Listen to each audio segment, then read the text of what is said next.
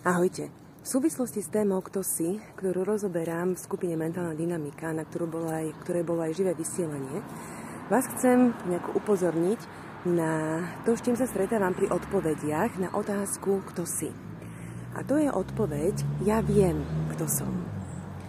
A som sa naposledy nad tým zamyslela a uvedomila som si, že ja vlastne nepoviem, že ja viem, kto som.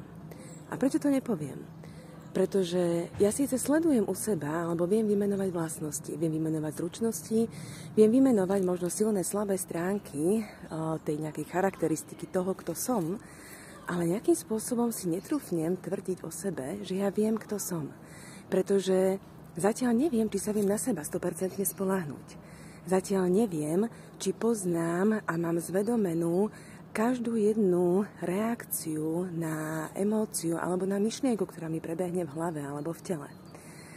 A zároveň som si aj všimla, keď tieto odpovede dostávam od klientov, že tá odpoveď ja viem, ale častokrát blokuje prísun ďalších informácií pre toho človeka. Pretože v tej chvíli, ako ja viem, tak mozog proste vypne, že však ty už vieš, nepotrebuješ ďalšie informácie získavať. A zastavíme sa možno, že v nejakom priestore, kde síce si myslíme, že my vieme, ale na druhej strane sa nikam nehýbeme.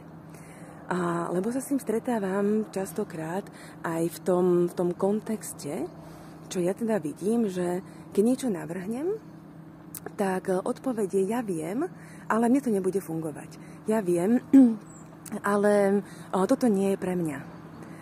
A zároveň vidím, že ten klient alebo ten človek tam má ten priestor, má ten potenciál, má tie možnosti.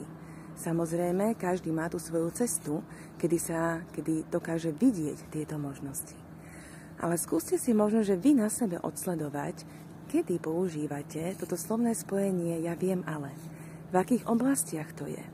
A ak ho používate, tak čo vám možno, že potom zablokuje ďalej toto slovo. A aké ďalšie informácie by ste mohli zistiť, ktoré by vám napríklad aj pomohli pri update vašej identity a toho, kto ste. Majte ešte krásny deň. Čaute.